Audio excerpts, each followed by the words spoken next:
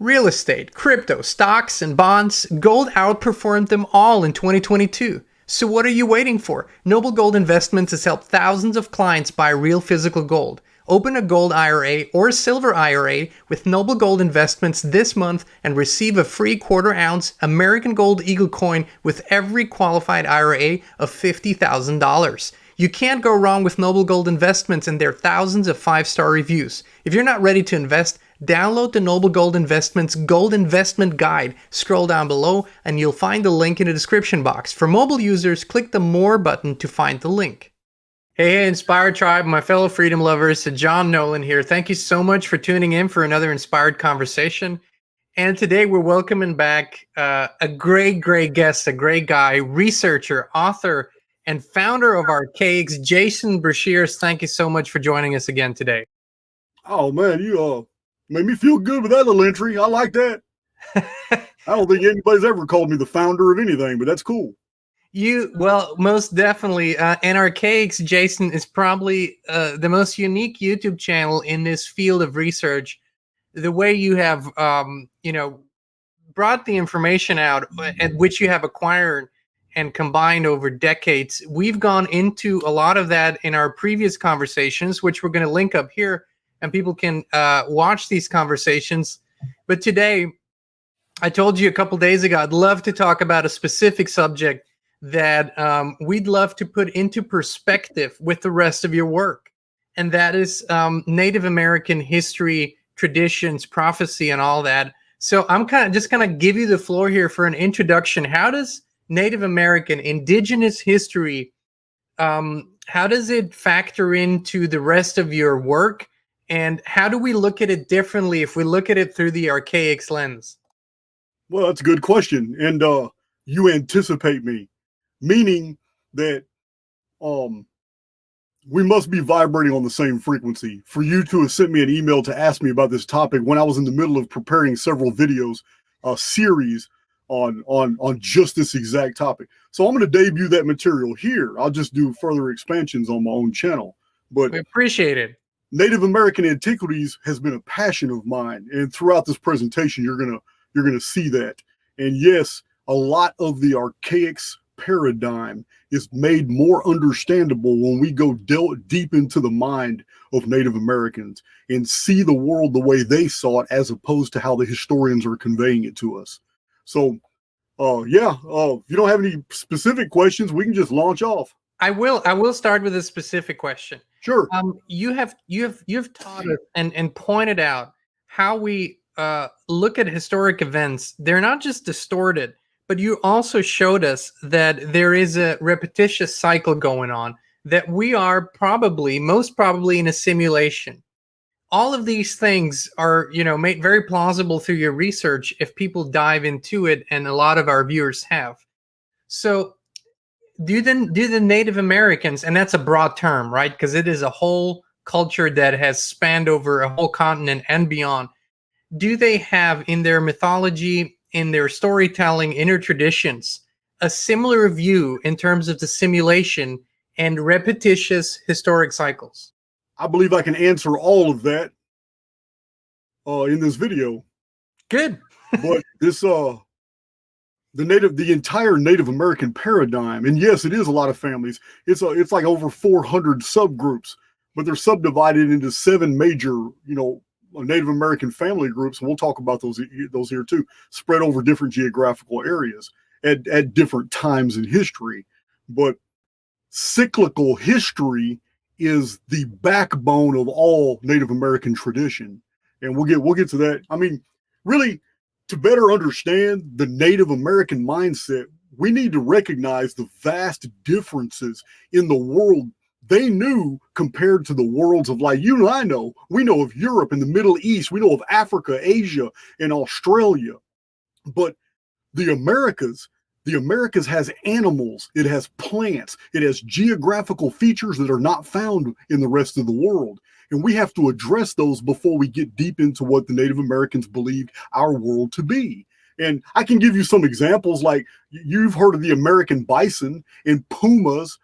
both the cougar and the mountain lion, armadillos, you know that, jaguars and sloths, both the two-toed and the three-toed sloth. I'm naming animals for you right now that are absolutely native only to the Americas and not found anywhere else natural in the rest of the world, including the llama, the American black bear, the North American beaver, gray fox, raccoons and opossums are purely American. The skunk, purely an American animal. So the woodpecker, it's famous here.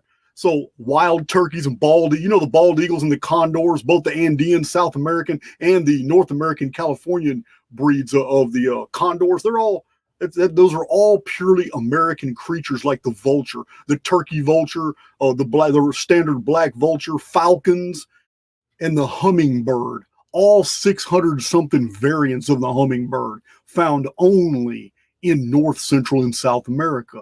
So this is why there's such a richness and diversity in Native American traditions. They're pulling from sources in the lands of their own nativity, for which the rest of the world has no experience. They don't have experiences with these animals. So this bleeds that's the fauna, but it also bleeds, Sean, into the flora as well. Native only to the American continents are avocados and blueberries and cashews, chocolate. We all like chocolate. Everybody in the world loves chocolate, but it's from America.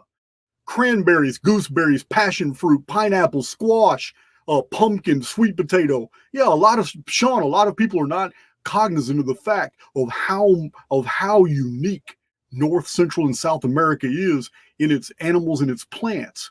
The rest of the world shares commonalities. Europe, the Middle East, Asia, Australia, and Africa. There's a lot of crossover between them that does not cross over into the Americas. We truly are on another side of the world, in a whole other world over here, separated by two vast oceans, the Atlantic and the Pacific. Very isolated in the Americas. So, we have the cactus. I don't know if you know this or not, but the cactus is purely an American plant. Now, there's some subspecies of very small plants that they're calling cactus. I don't know why in Africa, but they're very far and few between, very hard to find. But none in the deserts of China, none in the deserts of Australia, no cactus in the deserts of Asia, no cactus in the deserts around the world, but in North, Central, and South America. So that too is very unique. So it seems to be a totally an American plant. But as far as geographical features, the Native Americans' world has features that are unlike the rest of the world as well. Niagara Falls is very unique. The Grand Canyon, the Great Salt Lake in Utah. As a matter of fact, the lake at Salt Lake City, that is the largest saltwater lake in the Western Hemisphere. It's several times saltier than our own ocean.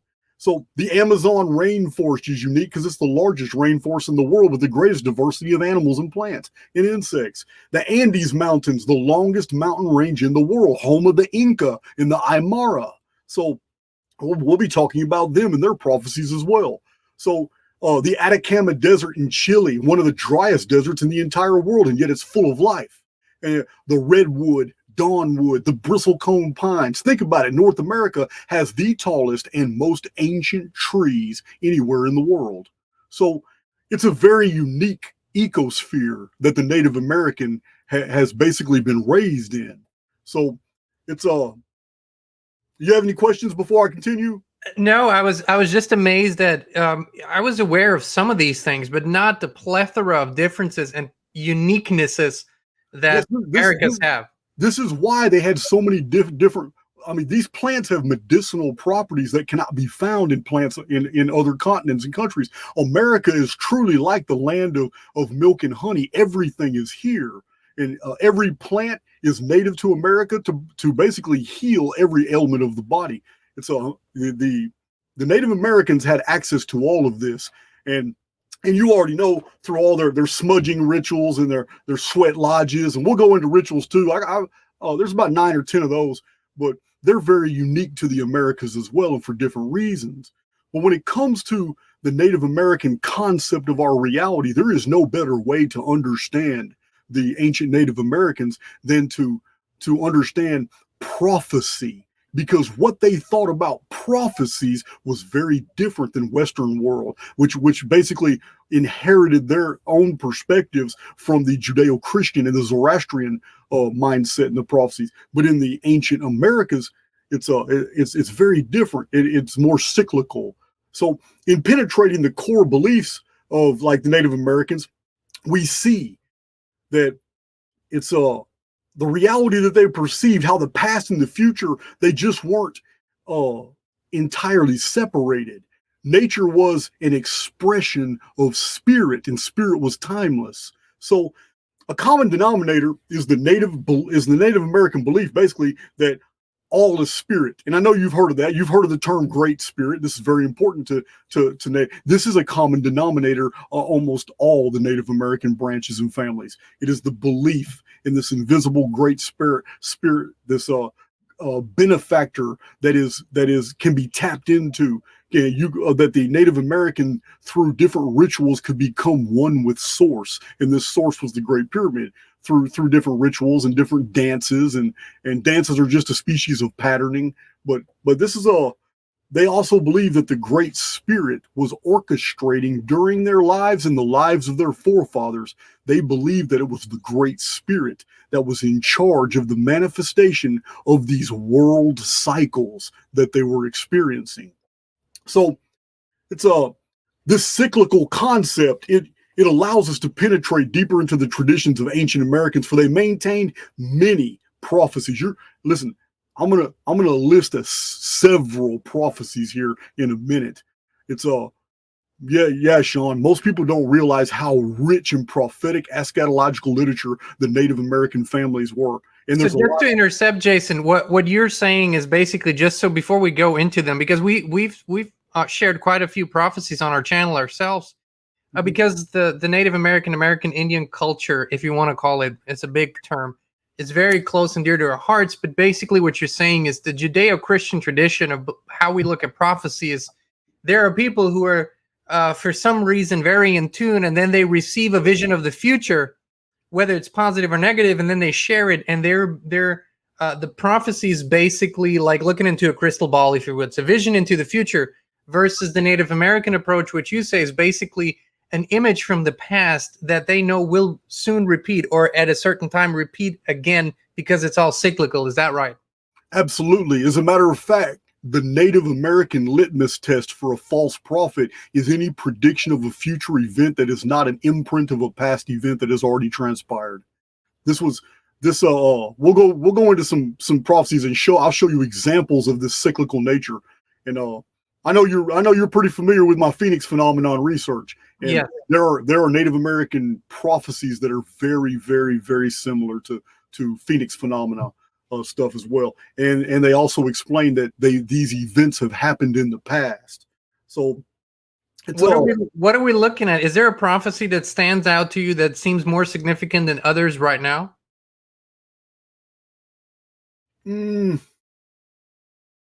Yeah, I can't remember the title of that prophecy, but there is.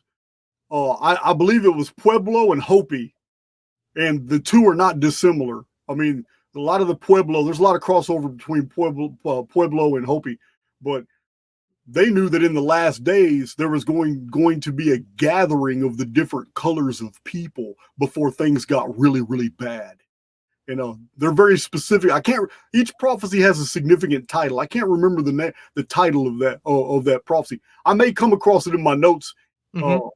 I got notes on my desktop here for all the different rituals and stuff like that. So I may come across it in my notes and I'll be able to remind you that, tell you what that was. I'm not really sure, but yeah, that's one that stands out right now, was the coming of the gathering, and it was all these different colors of people, and the last to enter in the Native American world age before the world age collapsed were the people that were represented by the color white. So. Yes, this was. I mean, we shared this in the third shaking of the earth. This was described how all the people would return to the Americas of all colors, and then you say the last days. But yeah, take us away. Take us into your notes. Let us do a deep dive. Well, like I just said, I mean, to them, prophecies were future events, but they had to be connected to events of their ancestors. Their ancestors in the old time must have experienced variants of anything that was predicted to be in the future. This was one of their main litmus tests. So they believed in the lessons of the past. Now, in these traditions, complex history and phenomena is very simplified to best suit oral transmission over long periods of time. This is why repetition in dance was used. Dances conveyed information. It was a type of patterning. But you already know most Native Americans did not write down anything. So it was preserved in the lines, colors, angles, and patterns of their artwork. And they would memorize traditions and stories through basically oral repetition, and sometimes totem societies where they're recorded in etchings on sticks. And sticks would have patterns that would basically, they're mnemonic devices that trigger memories and allow them to remember this set of stories, this set of traditions, and the chronology attached to those. And sometimes those even developed into whole totem poles. But totem poles was not a common denominator. It was only a few societies that even practiced that. But the whittling on sticks to preserve historical traditions, that was quite common. So I have a question for you, Jason, here. Sure. This is something that I had thought, or we have discussed over and over again, my wife and I. We when you look at what happened with the wars on the Native Americans, how they were treated, it seems to me that because of their way of transporting knowledge and wisdom as in oral ways through their dances, their religion, their art, storytelling, everything, basically what the invaders, if you will, did is they cut them off from all of this, and they outlawed the practice of the dances, the language, to religion. And I think they knew that all it took was 1 or 2 generations to be cut off from that knowledge to basically all but make it disappear. Now, what do you think did they, or are they still holding in terms of wisdom and knowledge that could be so dangerous to the current system that if we learned it and we found out about it, that could alter our course of history? Okay, that's a good question. I'm first going to let you know that the Native American concept that they've attached to their prophecies as being mirroring the past is the closest approximation to the archaic model of reality that I have found. And you'll understand as I get into these prophecies, but it's by removing the Native American from the lands of their wandering, because they don't really have lands of nativity. Very few of them, like the Hopi and the Pueblo and a few, the Seneca, Seminole, they stayed in certain geographical areas. But the Algonquin, all those families, hundreds of families, they wandered North America. They were migratory. They were nomadic. They didn't build cities. They didn't build towns and stuff. They had teepee civilizations and burrow civilizations. They just moved with the herds. And so I think we're gonna get into what you're talking about. Okay. Because once people open up their minds to realize that the Native American is perceived by the Western world as a simplified Neolithic type individual, but the information being conveyed in these prophecies and histories is very scientific, technologically advanced. We are getting it through a lens of oral tradition in the frames of reference by the people that pass these things down to us. But the truth of the matter is they remember some fantastic material. They remember some really interesting stuff. Well, and which makes sense that it gets even more distorted by translating the artifacts of that which was brought over. And this is what we see with our own friends and teachers within the American Indian or Native American community, is they too know there are gaps in their in their history and their knowledge, because like you say, it took a whole tribe, it took a whole clan to transport over to the next generations a whole body of knowledge and wisdom within a whole generation, a whole lifetime. Once you don't have that anymore, you have bits and pieces. So I think, and this is why we really wanted you to speak on this, is our intuition tells us that peace in America, and not just peace, but prosperity and maybe even harmony, are contingent on a reunion of the cultures and bringing back that wisdom, bringing back that knowledge that was native to this land for so long. Um, do you have found in your research perhaps a different pattern of when they migrated to the Americas? I know it's much prior to what we recently believed. It's not the 10,000 or 12,000 years. It's much longer ago. But do you have a pattern that you found in your research that contradicts current mainstream history? Well, there are certain facts that stand out that are not being addressed in academia. Um, One of them is the fact that when I'm talking about right now, the Native Americans are a very diverse group. Okay, you understand that the Aymara that we call they didn't call themselves Inca. They were the Aymara. We Westerners called them Inca. So the Aymara, Inca, the Olmeca, the Maya, these were civilization builders, stone cities, pyramids, temples, aqueducts, canals, infrastructures that are equal to or more sophisticated, with hyperbolic curvatures in their sewage and plumbing. And listen, these what we have is in ancient times the building of all these infrastructures that met with disasters and cataclysms. But these are Native Americans. These people were here, and for whatever reason, they rebuilt their pyramids and their temples and their aqueducts and their canals and their quays and their ports, and they were destroyed again. Then they rebuilt them all, and we know American and Mesoamerican archaeology is absolutely rife with books and reports that explain how many times different archaeological sites that show these hundreds of Mayan and Olmec cities, temples, communities, and how they had been built over and over and over. But then there came a point in time when all that stopped, and survivors of these cyclical destructions just quit, and they took to a nomadic lifestyle. There was no more did they attempt to build things that would not last.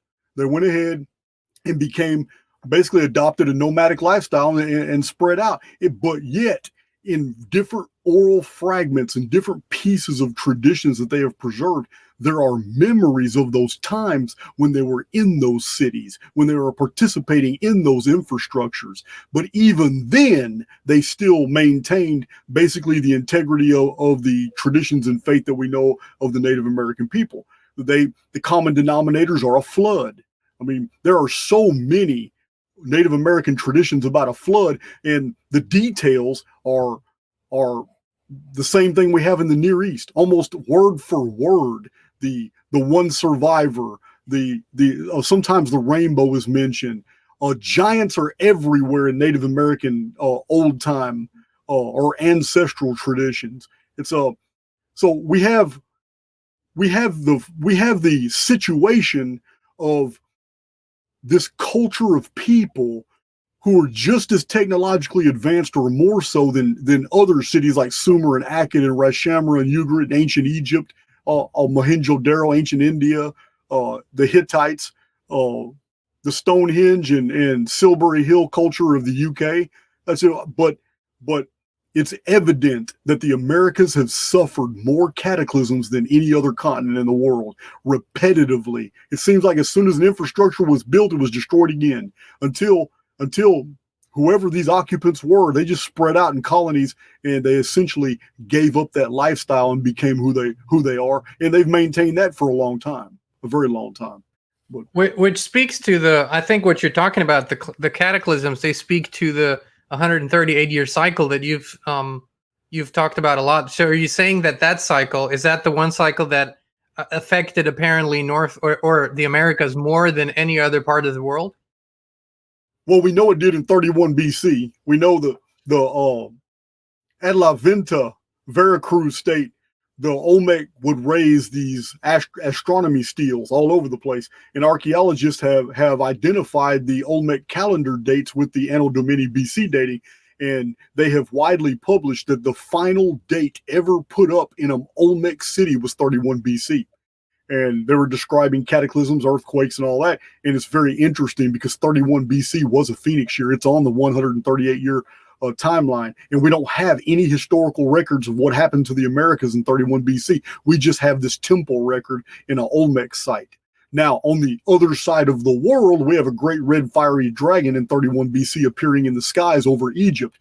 We have, during the Battle of Actium between Rome and Egypt, Cleopatra and you know the story of Queen Cleopatra and Antony, and there was a Roman civil war. And during that civil war in 31 BC, several cities in Greece and in Judea suffered earthquakes. They were leveled. It has also been entered into the historical records by writers of that day that it may have been the worst earthquake Jerusalem had ever suffered. It was 31 BC.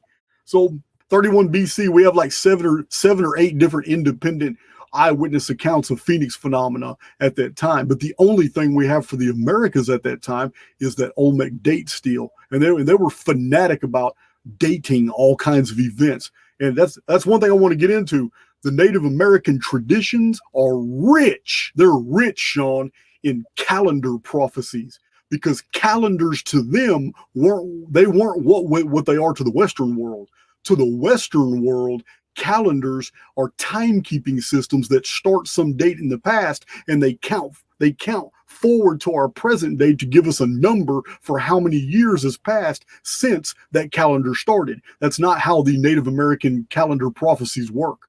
They saw these as countdowns to a future event where the exact same thing would happen all over again.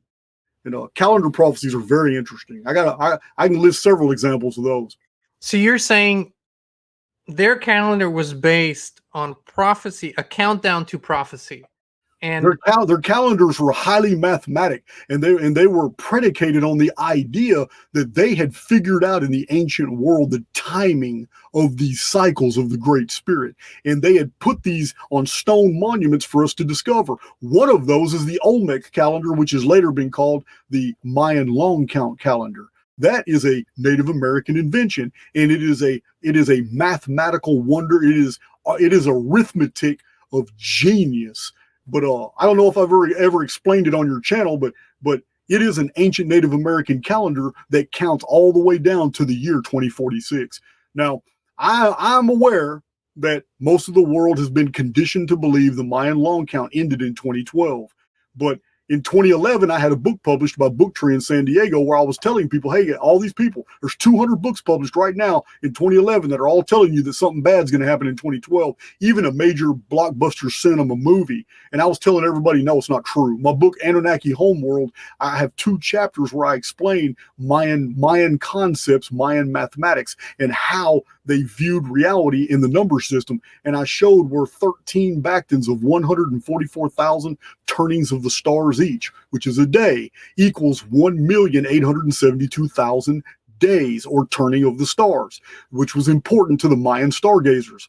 Now, the Mayan stargazers were the ones that recorded all the civic records in Mayan culture, and they did it by star turnings. So these star turnings, we just call them day and night. Just like the book of Genesis says that the evening and the morning was the first day, it's the same thing. The first method of keeping time mentioned in our Bibles is the same one the Native Americans acknowledged. Not years and not months. They only recorded days. The entire Mayan long count does not involve itself in years or in months. It is a system of 13 Bactans, each Bactan representing one of the Mayan 13 heavens, levels of heaven.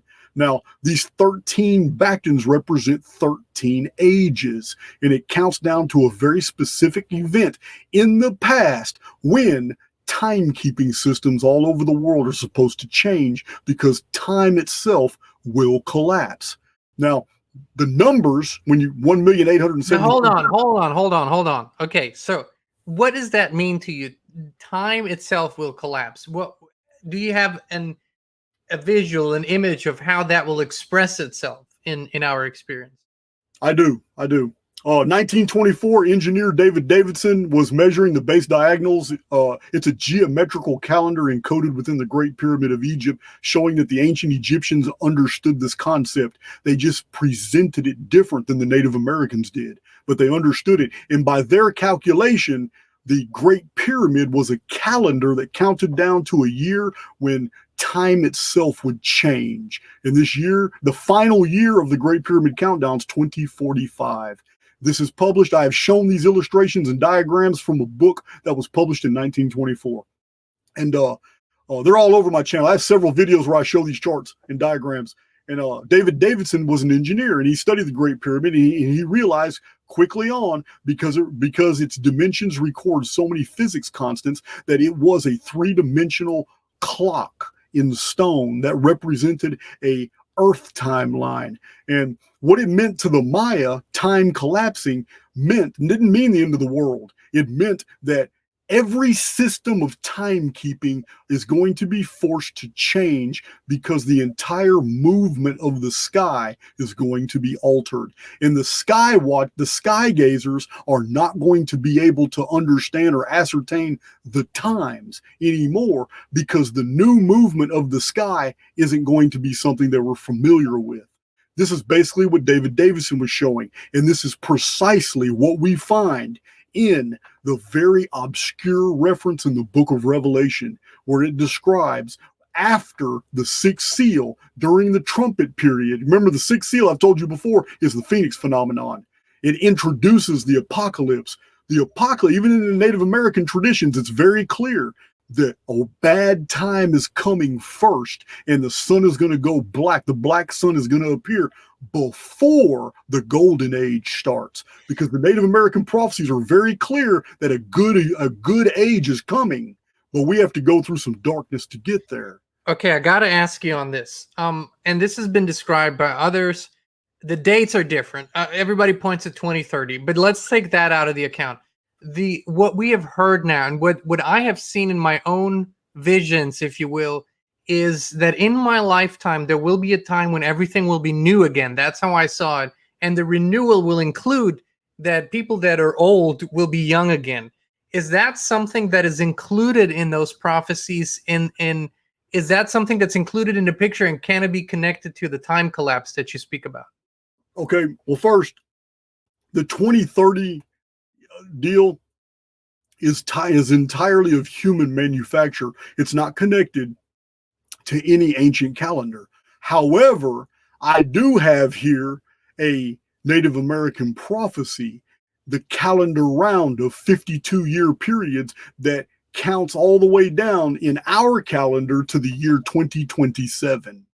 Now, that's pretty close to your 2030 date right here. But this is called the calendar round. It's very specific. It's what the Aztec stone of the fifth sun is about, which is actually a Toltec relic. But yes, this collapse of time is mentioned in the book of Revelation. It's often overlooked because it's not understood. But it specifically says in the seven trumpets that God is going to, he says, unless those days be shortened, no flesh will be saved. And in that passage, we find that God is going to reduce by a third. He's going to take 33.3% away. He's going to take a third of the day, the night, the sun, the stars, and the moon. Now, day and sun and night and moon should be synonymous, but the scripture is very clear. So it's showing you that it's taking a third of a concept away and a third of something actual away. So it's very specific to let you know that a 365-day year is going to collapse to 243 days. It's letting you know that a 24-hour day is going to collapse to 16 hours a day. This is the quickening, and this is to get mankind to survive through the darkest part of the apocalypse. And Jason, before you go into the prophecy, is what we're experiencing, and the differences now, people say, well, it was older people always describe when they were young, time was slow, when they were old, time is fast. But now young people are describing just the quickening of time. Is this a buildup, or is this supposed to be a momentary event, or are we experiencing the buildup to that time collapse? Yeah, I don't believe. I don't. It's my personal opinion that it's talking about a highly specific event. Okay. So I don't. Yeah, So you think our subjective experience of time quickening already doesn't play into that here? The reason I would have to disagree is because it's attached to sky phenomena in the Book of Revelation. Okay. In addition to that, what you just conveyed to me would be entirely subjective, meaning that some people would feel the quickening and some people wouldn't. And that's not what's conveyed here. You're speaking about an objective change in the measurement of time, in relation to the celestial bodies and the movement. Okay. So let's explain it in its lowest common denominator. In order to achieve that, in order to achieve reducing day and night, the sun, the moon, and the stars by a third, that means 66.6% of that phenomena remains 243 days a year and 16 hours a day.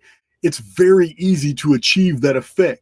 Our world doesn't have to move at all. You can believe we're on a globe, or you can believe we're on a flat plane or a simulation. It doesn't matter. The only thing needed to achieve that effect is for you to wake up in the morning and look at the sky and see the sky moving 2/3 faster than it should.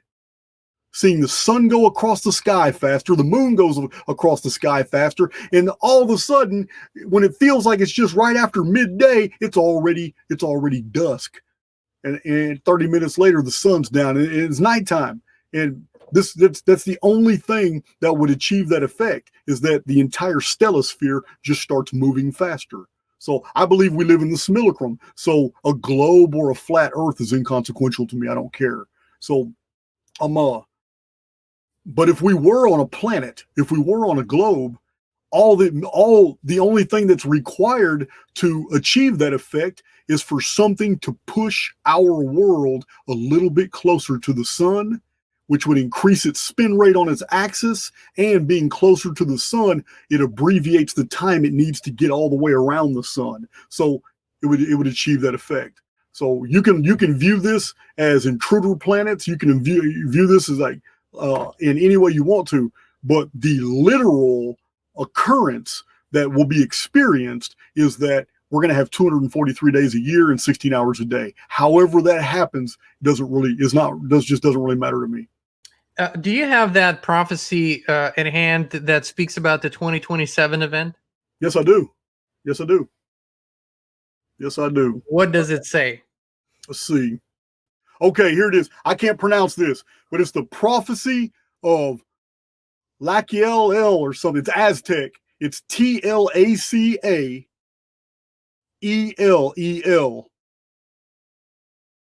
Yeah, okay, I can't pronounce it either. But okay, let's dive into it. What does that prophecy say? Well, essentially, the Aztecs had a calendar. It was called the calendar round. It is based off 52-year periods, just like the Mayan long count is based off 52-year periods. But scholars have looked at the calendar round and determined each 52-year period going into the future, and they know that the year 2027 is what the Aztecs call 13 read.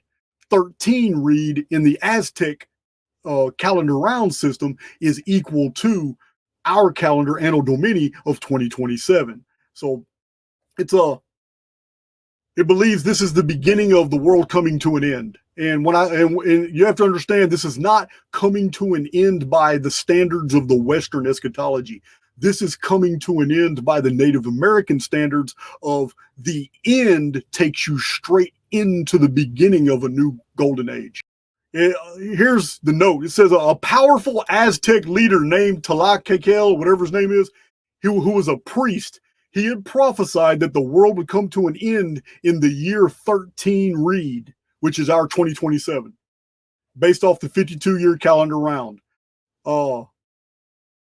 He believed that the end of the world would be preceded by a time of great upheaval and conflict, but that a new era of peace and harmony would emerge afterward. And it's attached to the Aztec belief of the 5 suns. 4 suns have passed, and we're basically in the 5th sun now, which is coming to an end. 2027 begins that end. It's not the end; it begins that end. And of course, in our perception, a year is a lot, but looking at the bigger picture, it's nothing. So basically, when you say 2027, and then we move all the way to 2046, That seems like a long time period for humans, but it's really nothing in the context of history. It's like a blink of an eye. Right, right. Well, I mean, if you take a 60-year period after the collapse of time by the Maya and the Book of Revelation's abbreviation by a third, and David Davidson's pyramid timeline, if you take a third out of 60 years, you've just turned it into a 40-year period. So it does take a significant amount of time out of a future period. I don't know how long that future period is going to be, but it's very interesting. Are there other prophecies that come to mind for you that are significant for our time right now that we live in, or that point to this time, or that we all might have already passed and that have come to fruition? Listen, it was a wake-up call to Native American societies, beginning with the Aztecs and the Inca. It was a wake-up call to see the Spanish conquistadors, because seeing these people instantly set them back into the days of their ancestors. Instantly. I mean, we have numerous examples of the reaction that Native Americans had to seeing Europeans for the first time disembark their ships. So we have you familiar with the coming of the Pale One? The coming of the Vaguely. Okay, the coming of the Pale One is a series of prophecies that are strictly strictly belong to the I believe it's pronounced Algonquin. Are you familiar? It's the largest Native American branch of families in America, but they inhabited the Northwest, like United States, Canada, in the Northwest. The Algonquin has more families in it than any other branch of the Native Americans. But the Algonquin, they knew in the days of their ancestors, they had been visited by a powerful spirit known as the Pale One. Now, the Pale One appeared as a man, came to Earth, and taught them about the end of the world. So this spirit is sometimes associated with the arrival of the Europeans themselves, because anything that the Native Americans believed was true about their past, they knew they would experience it again in their future. So the arrival of Europeans was not a surprise as far as a paradigm altering event. But what it was a wake-up call that the last days were upon the Native Americans. It was a wake-up call. Was it? I forget which prophecy it was, but I remember reading about an elder also in prophecy speaking about how they would build, and of course he explained it in his words, the words that he had available. But he would explain the tracks, railway system, later the asphalt, and building roads through the country, right, having planes overhead. Even the internet was described by this prophecy. Those are all Hopi prophecies. Yes. Yes, correct. It was Hopi. Does this point to the fact that all this had happened before in the exact same way, if you will, and that this continent, and this has often been said, right? It's been connected to Tartaria, but it's often been said that what we see in terms of architecture, whether you look to San Francisco or St. Louis or other cities in the nation, it just doesn't make sense that this was all built in the last few hundred years. But if this had been here before, was this already a European style culture, or was it something different? Well, I believe it was fundamentally different than a European style culture, because first of all, there are no European cities that are anything like the cities in the Americas. The cities in the Americas were made out of it was paved streets. It was real foundations for pyramids and buildings and temples. And some of these are extensive. We know that 500,000 people could have fit in some of these ancient Mayan, infrastructures. So Europe has never had anything like that. It's had some very impressive stone structures and stuff like that. Now, Southern Europe, if you want to, I call it the Mediterranean. It's a very different world. It's a different world from core Europe. It is very different. I'm very familiar with it. Yeah. Okay. Now the Mediterranean has some pretty sophisticated. The Minoans. The Minoans had some aqueducts and sewage works and canal works that were quays and bays. Huge castles and fortifications. The Minoans had the same type of architecture. Yes. What I see with the ancient American structures like Cuzco, Machu Picchu, or however you say it, Tiahuanaco and Pumapunka. Nothing has ever been built in the entire world that rivals those places. Those places are amazing. Who builds with 200-ton blocks that are form fitted together so perfectly you don't even need any type of adhesive, and they're earthquake proof. What was done in the ancient Americas was from a technologically advanced society, but it was the same people that are there now as their ancestors, or basically an amalgamation of those races, because I believe that there was a lot of like interbreeding going on. We have evidence of that in just the reliefs that have been found in La Venta in Veracruz state, where the Olmeca had basically had a Caucasian community with them that were artisans. They wore backpacks, they had some type of tools and did stuff.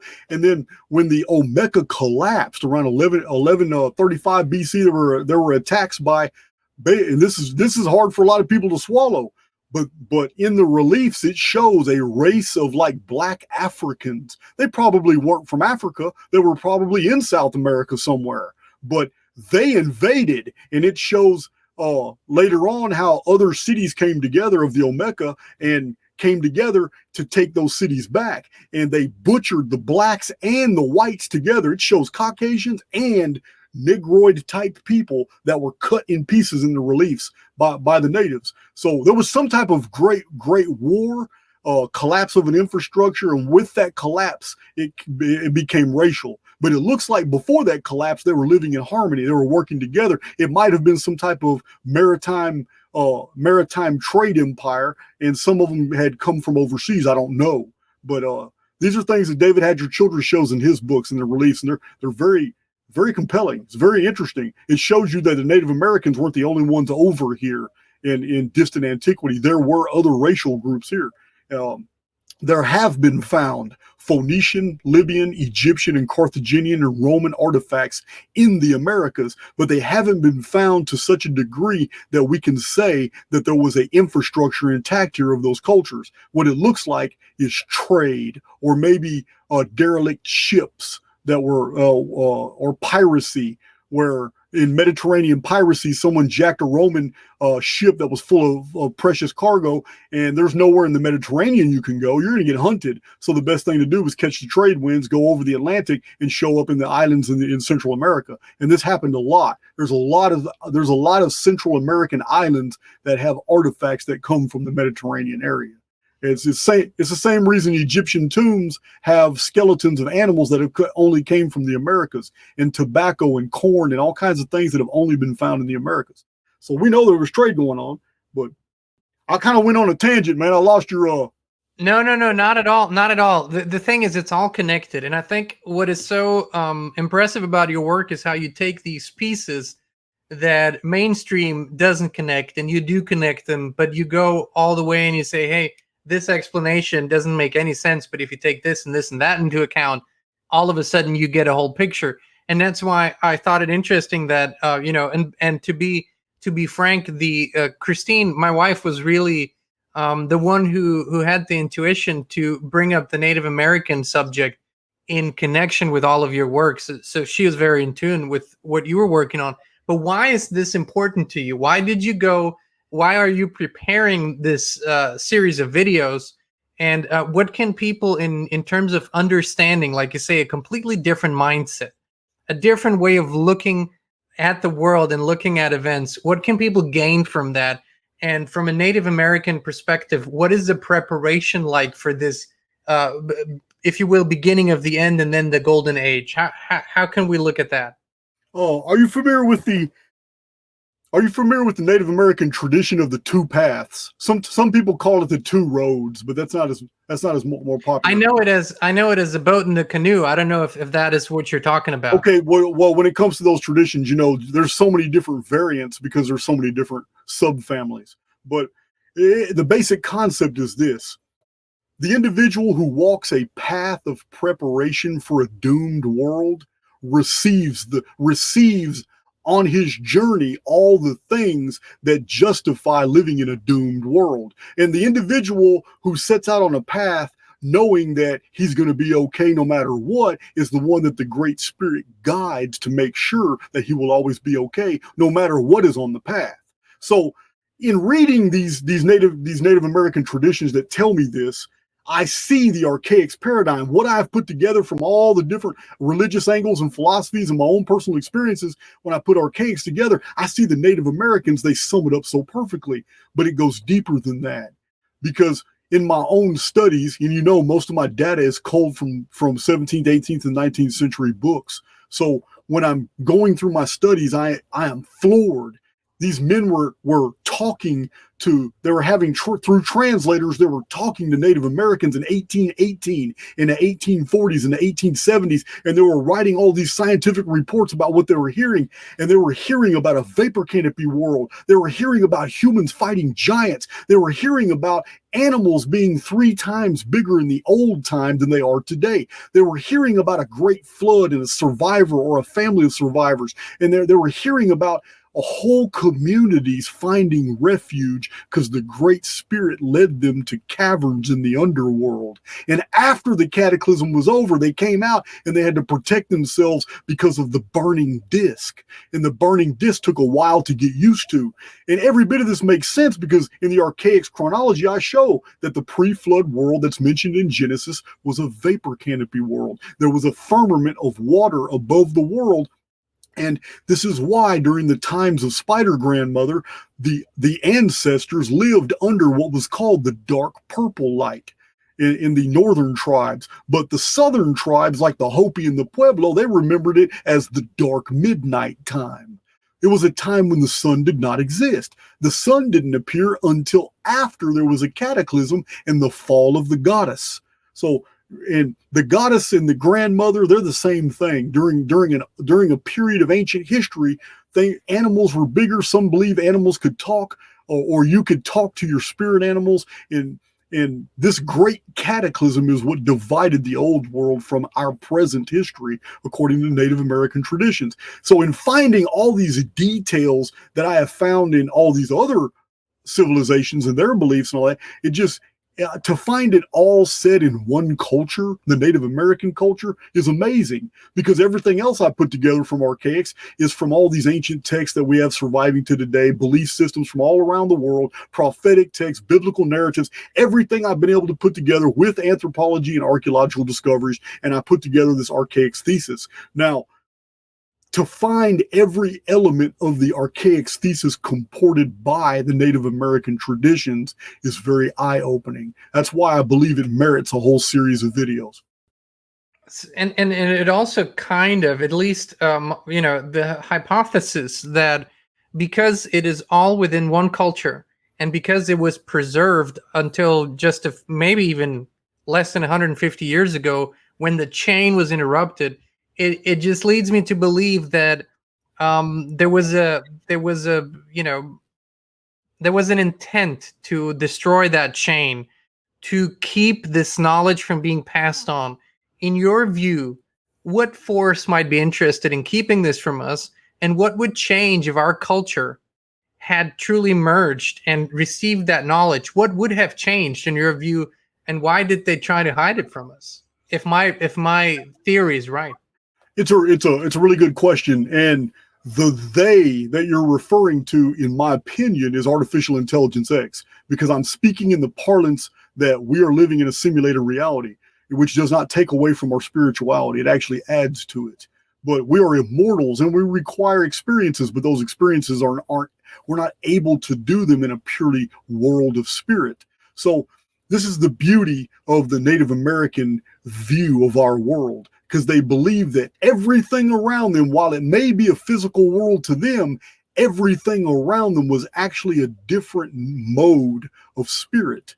And you're familiar with animism. Animism is the core fundament of all the Native American faith. They believe in the spirits were in everything, but the Great Spirit was the oversoul. I say oversoul all the time because I don't need to put a title or a name on God. I don't need to call him. I don't need to stick to a particular culture or anything. But I am partial to Great Spirit because it's very neutral, just like Oversoul is. I think so too, yes. So a Great Spirit, like I said, there's all kinds of elements about the Native American. And I've been avoiding this because I wanted to get most of my material out before I actually hit people with all this Native American stuff. Because I'm going to tell you now, John, listen, I've done email exchanges with a lot of guys that were asking me questions about different Native American cultures, and I have provided information they have never heard before. And some people have balked at that, but I have to explain to them, look, guys, I don't care about any books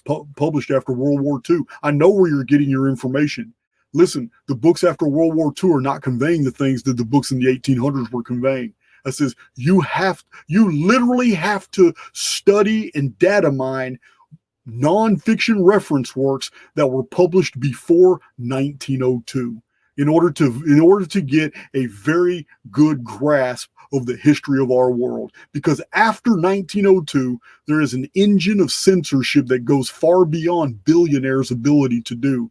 It's far beyond human ability to do. It's not just publishers and agents and writers and authors.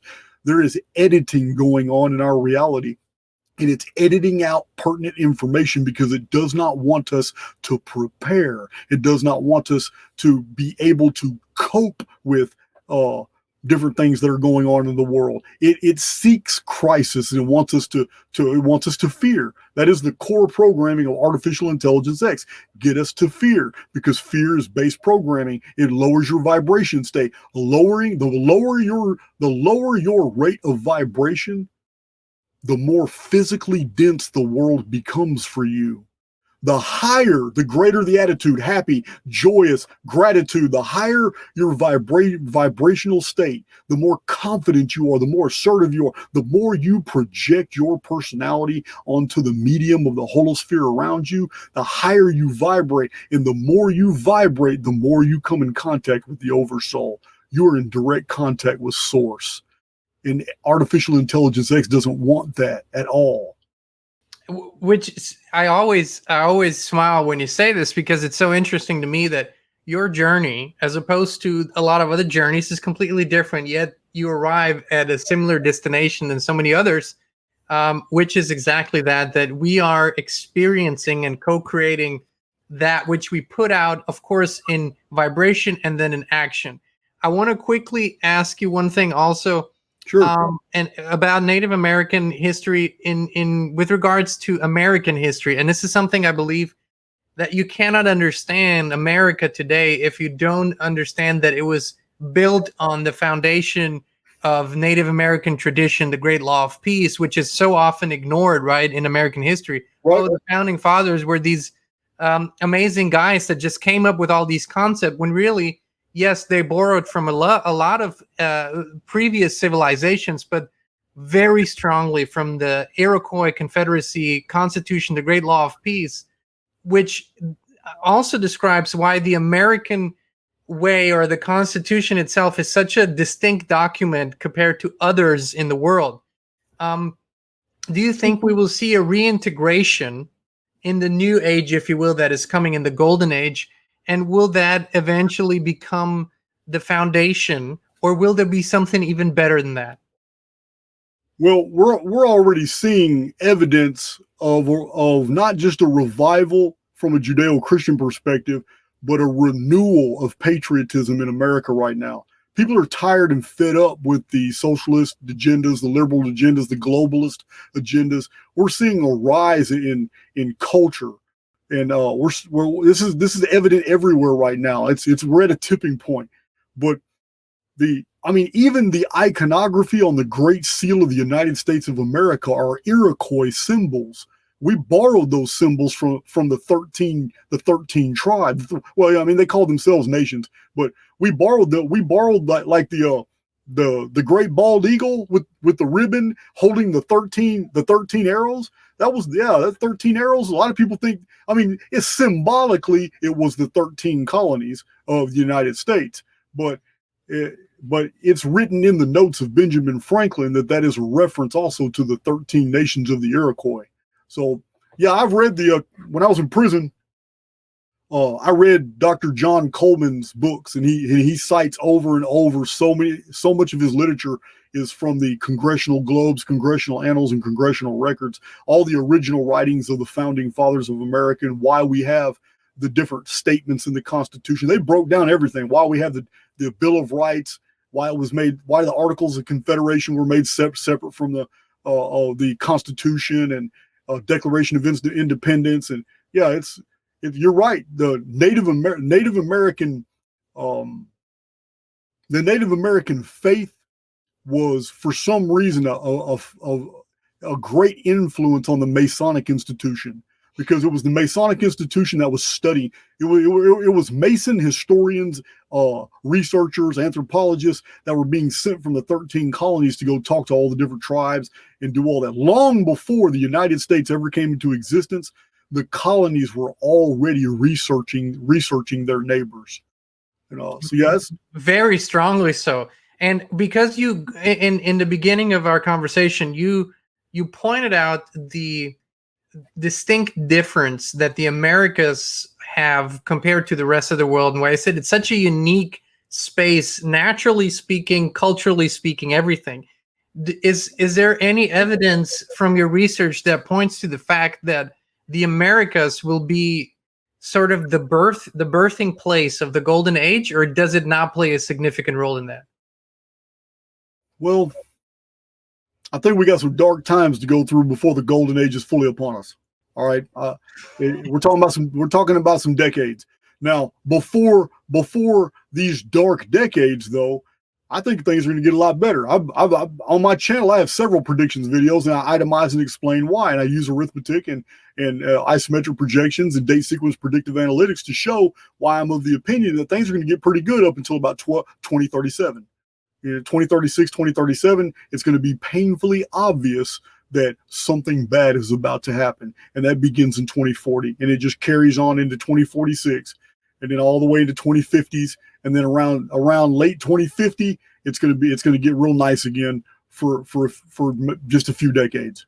But we have no time in this video to go into all that detail. That's a lot of material on my own channel. But when I say these things, I'm speaking from the perspective of being a member of the collective. But you know, John, that I promote the fact that we exist in two simultaneously unfolding realities at the same time. It's just like the Native Americans say, you have a chance to walk the path of peace or the path of pain.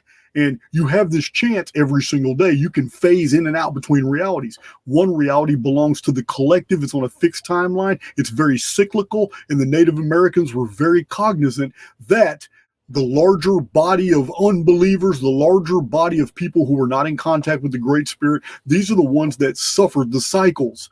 And then there were the minority. The minority were those who chose the path of peace. And because they did that, Source made sure their path led them away from all the dangers. So it doesn't matter how dark archaics or you or anybody else paints the future. I'm talking about the future as presented in this program of cycles that were existing within, but it's not applicable to all. It's only applicable to those who want to participate. And that participation is basically, what you fear, you participate in. That's the best way I can say it. Which it's exactly what we always say is you choose the timeline. And if you don't make a choice, that is a choice too. But you do choose the timeline and you do choose what you want to experience. But what I think what describes you and us and connects us probably to a lot of the Native American beliefs is that as you are having this experience and as you are co-creating this for yourself in your own individual timeline, we have a deep desire to assist others in realizing there is a choice and then making that choice and then living up to that choice. I think there's a burning desire within us, or otherwise we would just live for ourselves, walk our path. But Native Americans haven't done that either. I don't know of any other culture that is so giving in terms of sharing knowledge, sharing wisdom, and desiring for others to join that path. Is that something that you feel is a burning desire as well that you can't turn off? Yeah, I do. I do. And when it comes to the personalities of Native Americans, a lot of that has to do with the fact that their spiritual vantage point disallows them to look at the world as something to be owned. This is something the Western world has never understood. It's the Native American didn't think of any resources around them as anything that they owned. They were borrowed by the Great Spirit. This is the origin of sympathetic magic. This is why Native Americans, four hunters, could leave their community and they know for a fact they're going to come home with an antelope. And they know this, and they travel far enough away to a good area that hasn't been hunted yet. And one of them pulls an arrow out of his quiver and he draws a circle in the dirt. Then all four of them pray to the Great Spirit. Whatever their ritual was, it was personal to them. Maybe they danced around the circle, but as long as the circle wasn't broken, they could do their ritual. And the same person would then draw a symbol of whatever he thought an antelope should look like when he drew it. And he would draw that antelope. And then he would declare that this antelope should be thanked because it was going to feed these four guys and their families. And then he would shoot the antelope with his arrow. Once he declared that the antelope had been shot, the three in attendance in the ceremony would declare that he was correct, and they would praise the Great Spirit for feeding them. He would pull the arrow out and then break the circle with the arrow so he could let it out. This was sympathetic magic. It's patterning. They were creating their reality, and they were actually doing something in the physical. This too is the archaics model. This is why I'm against the law of attraction crowd and all that. It's more, you can't just think things into existence. This medium is very plastic, but it requires the physical avatar to actually start moving in the direction of the desire, and then it will do the rest because you're a co-creator. You're not, there's never been a burden on you to finish anything. The burden is that you start, and then the oversoul will commiserate. So the Native Americans had this down, and they would go out and they would kill an antelope, and to them it was no big deal. And they did this because nature itself was something to be shared, not owned. Yes, and as you've said earlier, and this is what we've been taught over and over again, everything is spirit. And so everything is revered as such and treated as such. The plant, the rock, the water, the air, the fire, the animal, the fellow humans, everything. Jason, what I love about your perspective is always that there is a balance of the, of the whole of our experience, which is not purely spiritual. It's not purely physical. It is both at the same time. And if you neglect one side, everything suffers. And I think how you're arriving at the same point and keep coming back to it is beautiful. So I want to thank you for that, because you mentioned something that is can be a point of frustration, is this whole law of attraction. Ignore anything that you don't like or want, and it will just go away. If this had been the case, then we wouldn't see the result that we see in the world today. It doesn't work like that. But you beautifully point out how the balance is. How do you personally keep the balance? How do you do it? Because you are immersed in hardcore factual work a lot of the time. How do you keep the balance? I've been out of prison for 6.5 years. And for the first 4.5 of those years, I worked full-time job. And for the first 1.5 years of my channel, Archaics, I was working full-time. Sometimes in the oil and gas industry, and the rest of the time in my own company, Paradise Rock Gardens. It's back-breaking work. Koi ponds and flagstone driveways and patios and all that. But I've always been driven, and even if I work all day long, I'm going to come home and I'm going to do some reading, do some research, and it's I have sacrificed a lot. I'm going to tell you now, the only social life I really have is when people come from out of town, and that's pretty frequent, and they're passing through my area of Texas, and they email me and say, "Hey man, I listened to Archaics, and I'd like to meet you." And I give away signed copies of my books, and I'll get free dinners, and that's about the limit of my social life. But I pretty much keep to the habit of releasing a video every other day. It may not be a research upload. Sometimes it's a live video, which happens to be even more popular. But I'm dedicated to what I do because this is the life I've chosen. I knew when I was in prison. Now, don't get me wrong. in my younger days when I was in prison, I was thinking about hitting the ground running. I'm going to do a bunch of partying. I'm going to do this. I'm going to travel. I'm experience. But in the course of doing so much research and putting together so many books, I've written 17. I've actually written 27 books. 17 are published. 6 of them are published by a legitimate publisher. All the rest of them are self-published in different mediums. So I realize that there's no way, there's no equity. If I have been given this chance to spend years researching all these old books, and then people in the free world when I was in prison finding out what I was doing and then just sending me books. I would go to the mailroom every week and people send me books. A lot of them are old when they realized what I was doing. My publisher put the word out. And he did an email campaign saying, hey, I got an author, and this is all he does. He's not interested in any books before 1902, but if you got anything for him, and I had a wealth. And he himself publishes over 400 titles from the 1800s. So this wealth of data, by the time I got out of prison, my whole perspective had changed. There's no more getting out partying, no more doing that. Now I felt like I was getting out with a legacy for which no one else had, and that made it dangerous. And I wanted to make sure that this information got out before I disappeared, before anything might happen to me. So that's what happened. I released super packs and survival packs for people to order. So if in the event that Archaic's channel was taken off of YouTube, you got 100% of all the data. Every image, every chart, every piece of research I've ever released is in these USB drives or in these SD chips. So I don't have that pressure on me anymore. That pressure was over about 6 months ago, when almost 1,000 of these have been sent all over the world, all the continents. So now I'm doing Archaic's basically out of just pure enjoyment. I figure out what people want, what they want to know, what they want me to research, and I'll go through my files and see what I have on that, and I'll extrapolate on that, and I'll release video. So we sure appreciate it. Videos in me. I still have 500 videos in me. I just don't know what they are. Well, kind of same here. I'll tell you that I had a sort of a dream, dozing off a couple nights ago, and the number 365 came up in terms of videos. I don't know yet what that means, but it kept coming up. You say 500, but the truth is, I believe, it takes one to know one when you talk to someone who lives on purpose. You just know that you have a task, you have something that you need to do, and you show up for it every day. There's great power in that, and great power in that expression. So I want to thank you for that. And please, as you progress in this video series, especially with regards to the Native American prophecies and everything, whenever you feel like it, let me know. We'd love to have you back on. Whenever a prophecy stands out, we'd love to come back on.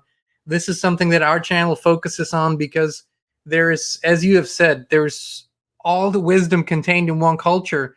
We just need to find it again, bring it out. I think it's going to benefit a lot of people.